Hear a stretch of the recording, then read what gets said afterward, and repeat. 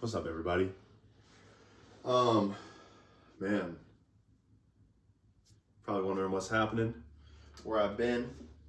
Haven't posted in a while. I gotta fill you guys in on some things. My name is Noah Whitman. This is the channel, Living the Word of God, where my goal is to do the will of the Father, to be obedient, to listen, and to try to get out of the way as much as possible. Honestly, this is probably gonna be me. If you're wondering what this video is about, I didn't wrap up 75 Hard, so we're gonna talk about that. We're gonna talk about what life's been like recently, and what's happening next. So, yes, let's get into it then, huh? What up, Bo? So, don't mind the mess. Tamika and we're about to move out of here in this week. Friday, be out of here. And it's just crazy. It's crazy. I have noticed in the midst of chaos, in the middle of so much going on, I'm wanting to take control. I'm wanting to escape this feeling, of like, and I don't even know if you can tell it even now, I'm just like uneasy, I'm unsettled. I came home and she had done a lot of work in the apartment. It was, kind of getting some things moved around and stuff, and unpack or taking things down and starting to move things. And it's like, wow, here it is. It's happening. It's happening, and it's just, it's real. It's happening quick. And so, I don't know. But I do want to go back to 75 Hard. Now, I wonder, what up, Bo? I want to, Bo, I'm trying to take a video. Hold up, Bo, I'm taking a video. I want to make this point clear that I love my brother, okay? This ain't me talking shade about my brother. He is a difficult man to get a hold of right now. When we were doing the challenge together, we were with each other every single day. It was awesome. But now that we've kind of separated ways and we're not on that same path anymore, it's been a little more difficult. And I'll admit, I haven't been super intentional about it. I kind of mentioned something to him and almost expected him to just do it. And that's just not how life works. So, towards the end of 75 Hard, he ended up going to Disney with his mom, dad, and sister. And I ended up breaking my elbow and had to get surgery. And so we never quite finished. A week before it was supposed to be over, this happened to me. He was gone for the last couple days of it. And I never got that closure. Does that make sense? Like we just did 70 days seeing each other almost every single day, doing life together every single day, processing, walking things out, ministering to people in the sauna. And we were doing this every single day. And then now, that last week of it, which is kind of hectic, and then we didn't talk about it. And so I just wanted to break down my thoughts on 75 Hard. I will say, to anyone that knows, never quite actually finished it, again, because of the elbow. So I broke my elbow on day 68. Day 69, I went to the doctor. They told me it was broken. On day 72, I went and had an appointment with the surgeon. On day 73, I had surgery. I stayed true to the diet, to the drinking of the water, except for on my surgery day, because I couldn't drink from midnight on, any substance. And the reading. stayed true to those as much as possible until 75 was over. And then I went and had myself some nice donuts and Reese's and all that, right? It was funny because I was like, yo, when those challenges over, I'm done. I'm not gonna be doing any of that. I'm not gonna be eating any candy like that. Nah, man, I've been eating some candy. I've been loving my sweets. I don't know if you can tell. I don't know if my face is getting chubby again or what, but it's been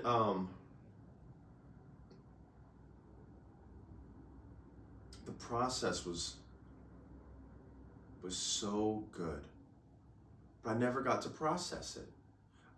I was really looking forward to sitting down with my brother and processing the journey, talking about what do you feel like you experienced, what was the best, how was it for you? Was it good? Was it bad? Was it hard? Was it easy? What was it like for you to go through this journey? Did you enjoy going through it with me? Was there things I could have done?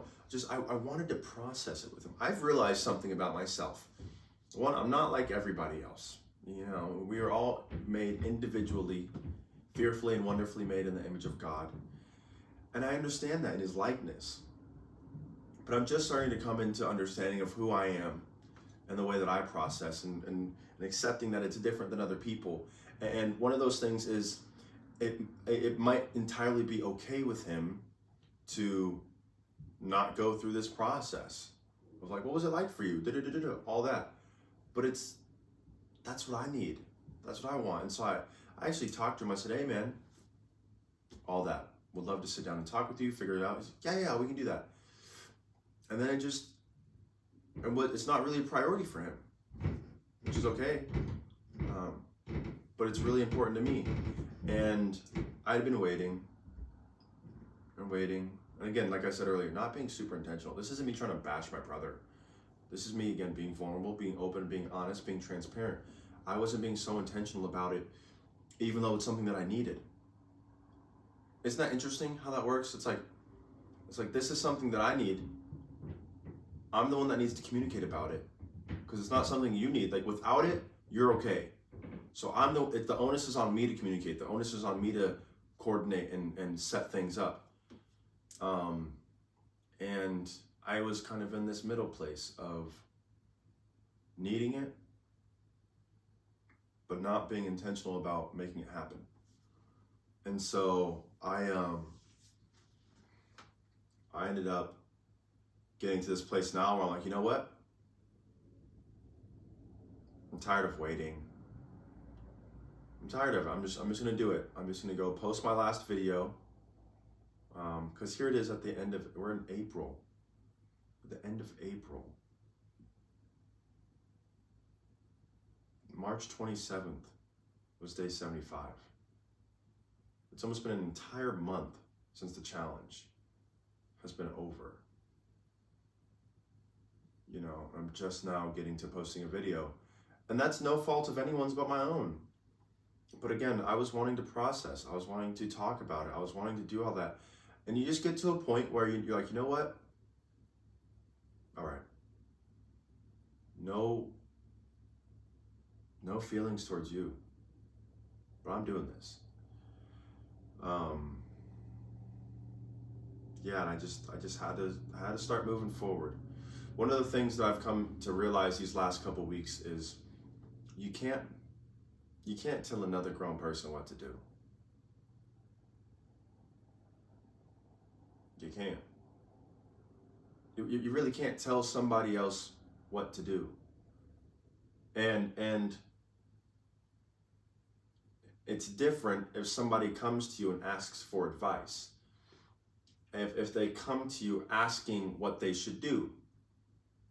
Even then you can suggest to them, but it's when you are in a position of power, do you actually have influence of telling people? I've been noticing that there is only, and telling people what to do is often only effective in two areas: when people recognize that that's what I want, and therefore I'm submitting to your guidance and accepting what you're telling me, or they're afraid. They either submit because of respect or they run because of fear. And I really noticed this with one of my best friends. I'm gonna try to leave out as many details as possible, so that way I don't make it specific who it is. But I wanted something really badly for them, something that they told me that they wanted, and I wanted that for them too. And I was like, look, this is how I got there. This is how you can get there. And do this, do this, do this, do this, do this. And the thing is when they didn't do that, I would get upset at them for not doing it. And it's like, well, that's not fair, because I put the expectation on them, and also that might not be their walk. And also, you can't bring somebody else, like, you can lead a horse to water. You can't tell somebody else what to do. And so what I've come to realize is that I can only do what I can do. And only I can do what I tell myself to, right? And that might have been a little confusing right there, so let me try to clean it up a little bit. I can't tell somebody, I can tell somebody else what to do, but I can't expect them to do it. In the same way, I can tell myself to do something, but I can actually do it.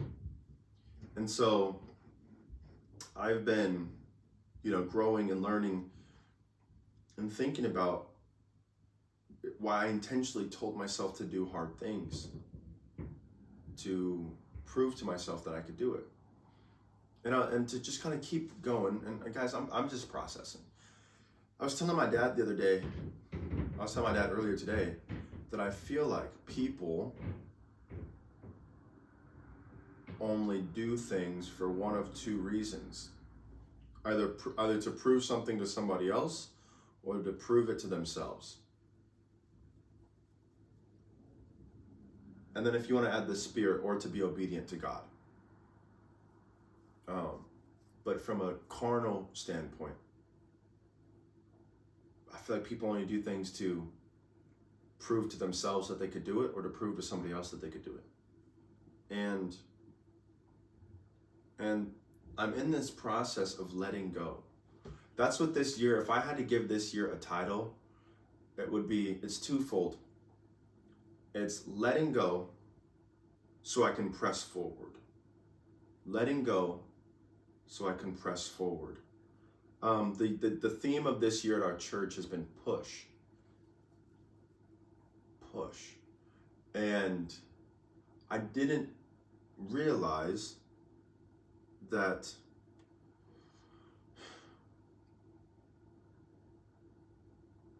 I would have to push in these ways.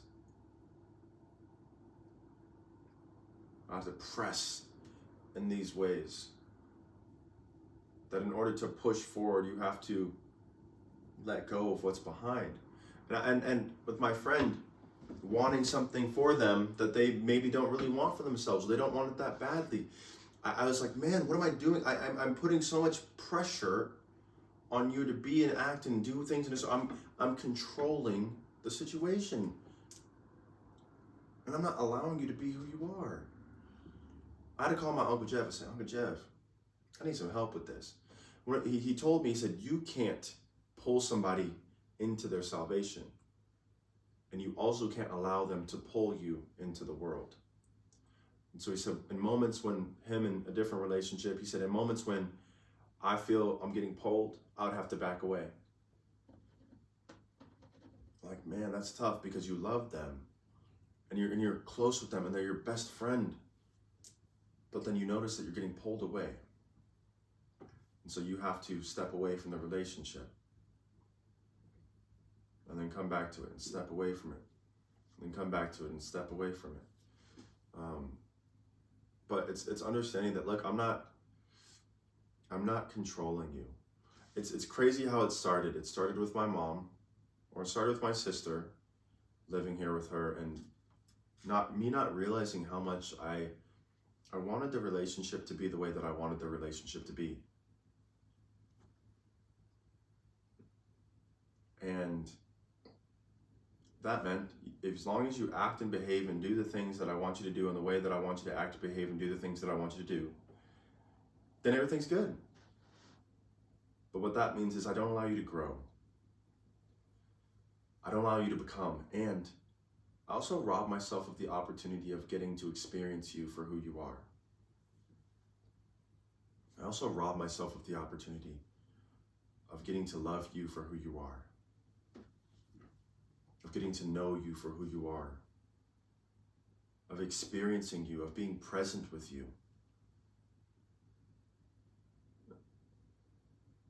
And so I've taken a posture of, it's possible that I don't actually know you as well as I think I do. And let me become a little bit more curious. And so I've ended up with my sister Tamiko being able to let go. Be like, you know what? This is me. This is how I live my life. Who are you? Let me get to know you a little more. And then it became doing that with my mom, letting go. Then it became doing that with my other sister, letting go. Then it became doing that with my friends, letting go. And it's so freeing. It's so beautiful to be able to get to know somebody for who they are. It's not putting an expectation on them. But I'll say this, I've gotten really good.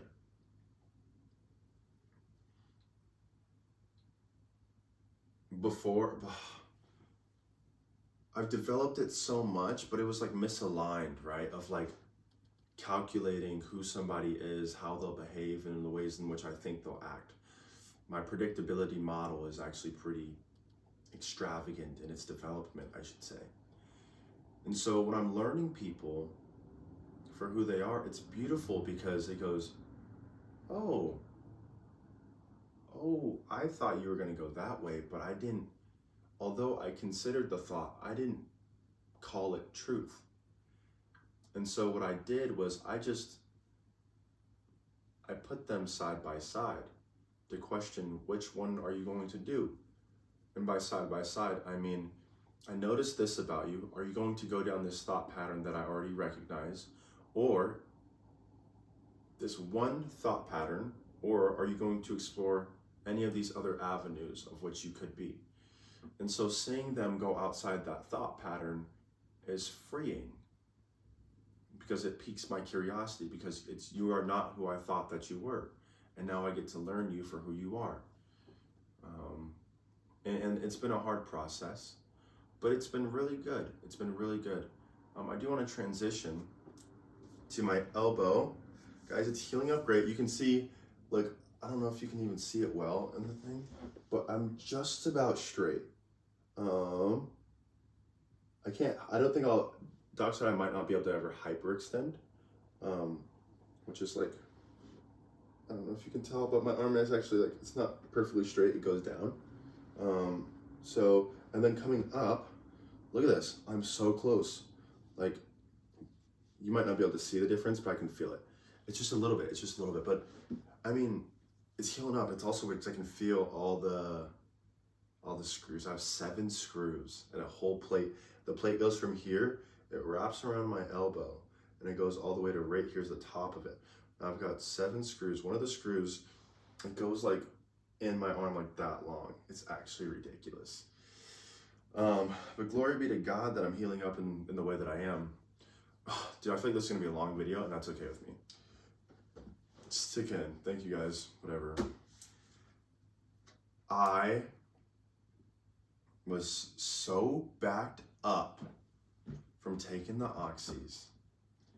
And guys, I was struggling. I was struggling because I was proud of my sobriety.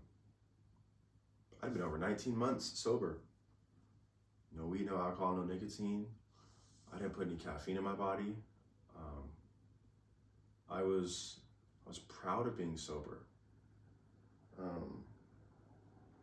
But then I got surgery and I was taking oxys and I was taking hydrocodone and I got so backed up. I was like, I can't do this anymore. And so I actually talked to my dad about it. I ended up buying some edibles. Mind you, it hadn't been over 1.5 years of doing any of that. And I had to remind myself, like, no, you're not doing it because you want to do it. You're doing it to alleviate the pain. Like you're using it for something. This is a crutch that I'm using because I'm hurt. It wasn't like I used the Oxy just because I went and bought Oxy or Hydros or, no, it's because I broke my elbow and I had surgery and my body was in pain. But mentally, I couldn't get past it. I was struggling really, really bad. But I ended up taking the gummies for 3 or 4 days, not consecutively. Maybe more, maybe I think it was 6 days total. And it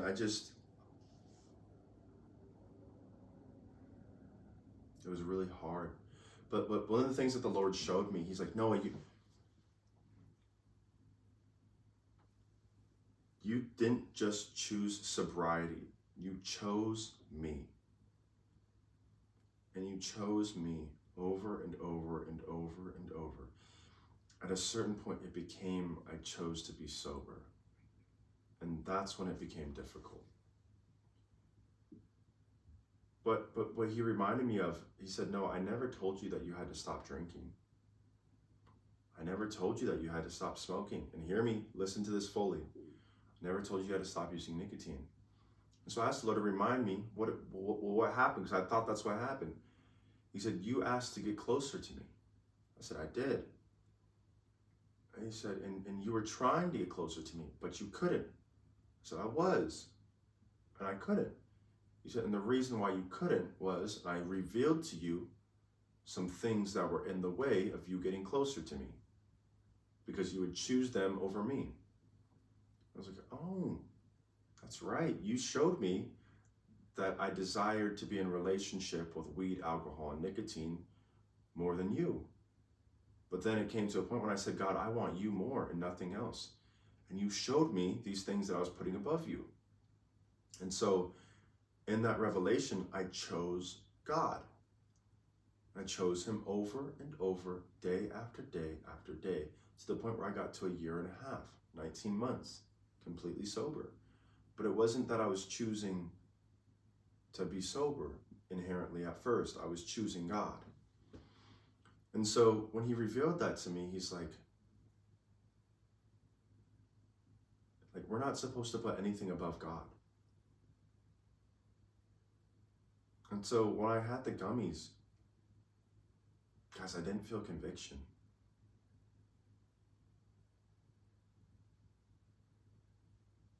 I didn't.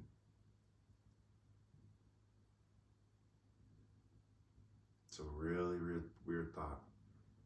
I took them one night and I wasn't even in a whole lot of pain. I just wanted to take them. I didn't feel conviction. I want to make this point absolutely crystal clear. I believe for that season, I was graced with the opportunity to do it. Not saying that God's like, oh, no, hear me. I believe that I was covered in that season because I don't need him. I don't take them anymore. I don't use them. But I believe God covered me in that.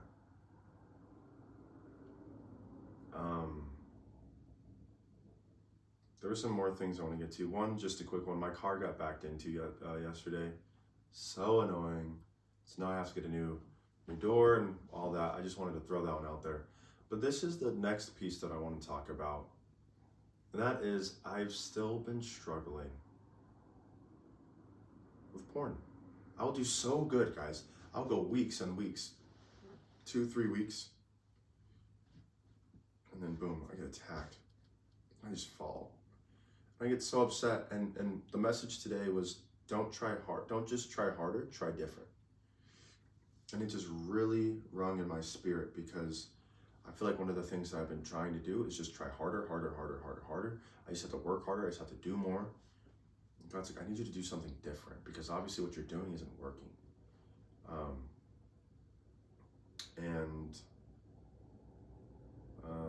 it was, I don't know. I was going to say something more about that, but I think that's all I have right now about that is when things feel out of control, I use that to feel in control. And it's not even to feel in control, I use it to escape the feeling I'm feeling.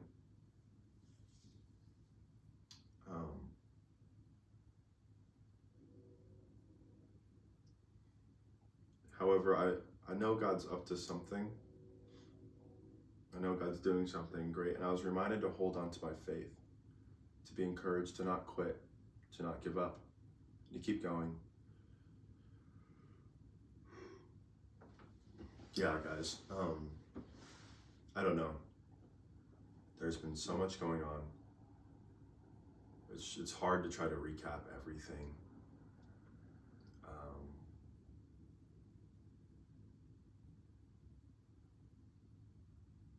I'm grateful. I'm grateful. In a couple weeks, I'll be, in 2 weekends, wow. I will be going over to Seattle for UW Alumni Day, which I'm really excited about that because I haven't spoken to a lot of old friends in a while. So I'm just excited just to talk to them, to see what they've been up to. To say hi. You know, these are some guys I spent a lot of time with. Some formative years of my life. And probably be reminded of some crazy stuff that I used to do. But grace be to God, you know. And then I'm coming back, and then I'm flying down to LA to go be with one of my friends. Broke up with his girlfriend of a long time, and God allowed me to get a cheap ticket to go down and see him. And I'm gonna go be a friend to him. I'm gonna go show him the love of Christ. I'm gonna go show him who I am. That's his friend. Someone who loves him for who he is, not for what he does.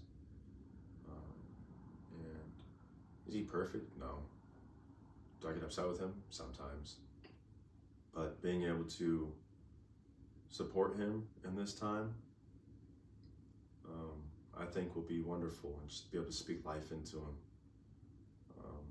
and to help settle him a little bit while he's going through this, and to encourage him. I'm excited about that. So that's that. I was gonna say this piece, that I think if a girl was like, "Hey, are you single?" my answer would be yes, but I'm not available. I say that because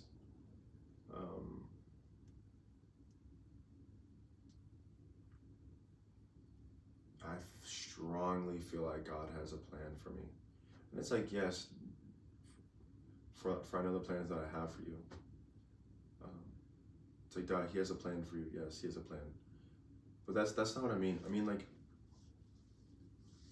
I feel so strongly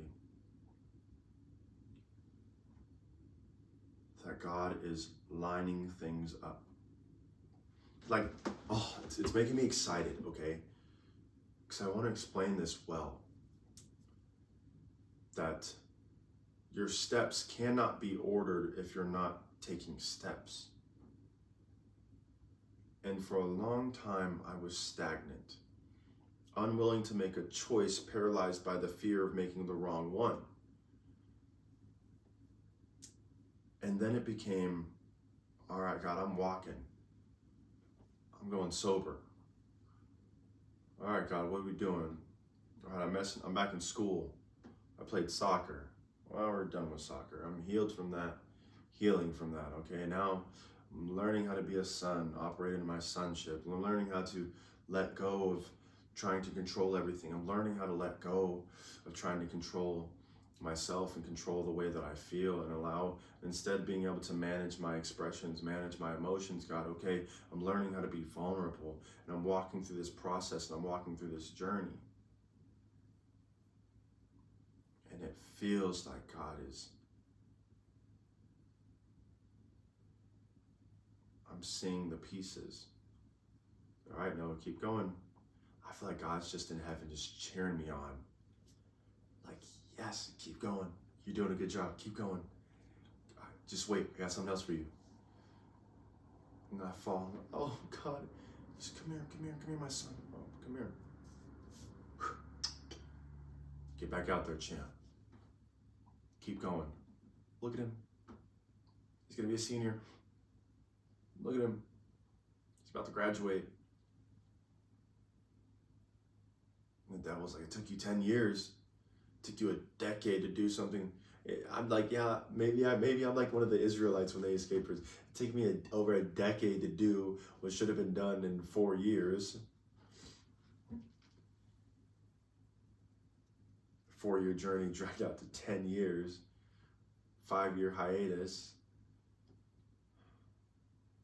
But God's like, look at him. He's about to graduate.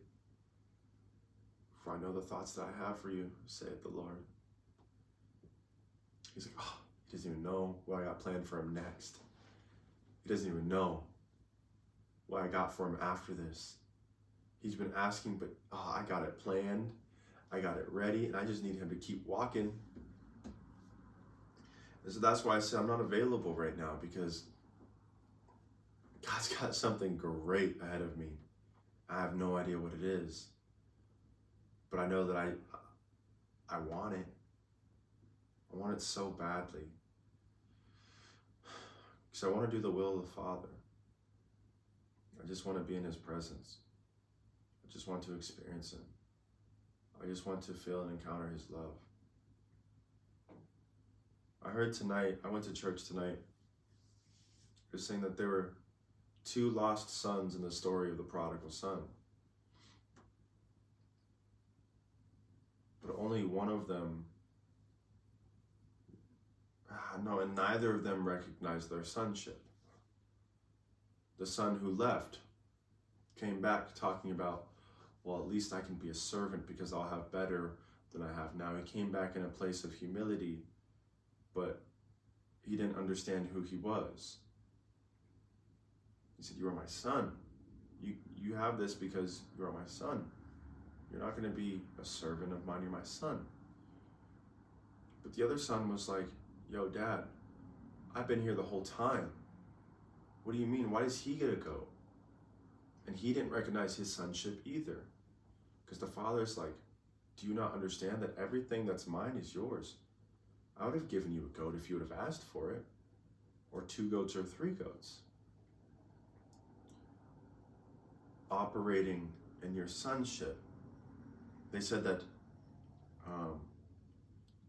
this is what I was going with.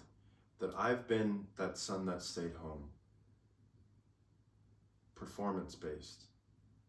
I'm going to do this so that way I'm recognized. I'm going to do this. And then complaining like, but I was doing all this and you didn't do that for me. You didn't even ask. Because I didn't recognize who I am. I'm a son of God. But God loves me. And then I get to operate from that place, not for that spot. I get to operate from a son, not operate so that I can be a son. I already am. I already am his son. And so that was really freeing. And I don't even know how I connected that to everything, but that was really freeing tonight. Experiencing that. But I really, again, I just want to do the will of the Father. I just want to learn. I want to grow. I want to experience God in a way that I never have before. Oh, there it is. Thank you, God. And so this next chapter that he has for me, oh my God, help me understand who I am, the truth of who I am, who you say that I am. And I feel strongly that this next season is going to be a place where I get to experience God intentionally, seek after God intentionally, and in the waiting season, to be patient.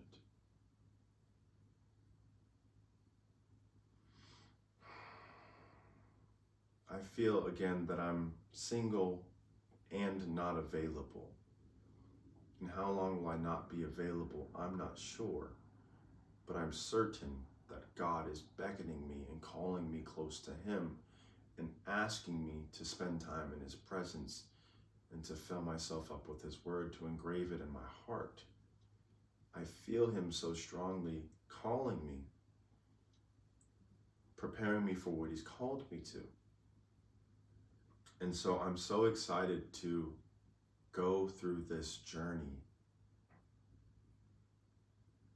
to experience Him, to learn, to grow, and to ultimately get to whatever He has for me. I don't know exactly what that looks like, but I will ask that you guys pray for me, because again, I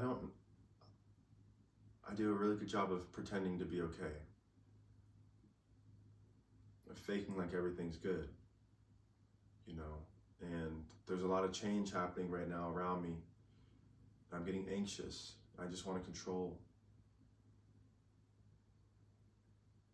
Just want to control. And I'm trying hard to just let go. I really just want to let go. Let go and let God.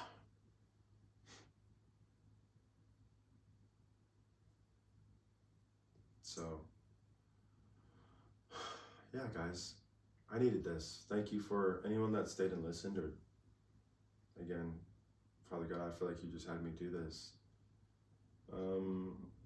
Yeah, I want to conclude this season, because I feel like it was wrapping over, specifically with 75 Hard. I wanted to close that off. Thank you for anyone, and if you're still here, awesome. Thank you for anyone who went on this journey with me. Thank you for anyone that viewed this craziness. Y'all, I thank you God for allowing me to go through this season. Lord knows it wasn't easy. I felt like Job, where I was complaining a lot. I don't even know if that's fair to put on Job. He was complaining a lot, yes, but I don't know if that was a fair comparison, because it wasn't nothing like that. It was not. I was willingly going through something. But I was complaining a lot and still doing it, and complaining and still going. But I just wanted to wrap this up. I just wanted to officially say it's over. That season's over. I want to keep posting some stuff. I've been making some videos and stuff, and so I'll probably just post them on YouTube, and because why not? I've just gotten to the point I don't even care about like hiding stuff. I'm like, I enjoy creating content, making stuff, so that's what I'm gonna do. I'm just post stuff, and yeah, I'm grateful, guys. Again, I thank you so much. Thank you so much. Thank you so much for going on this journey with me. My name is Noah Whitman, and until we get to the next thing that wraps up 75 Hard, I love you guys so much, and until next time, peace.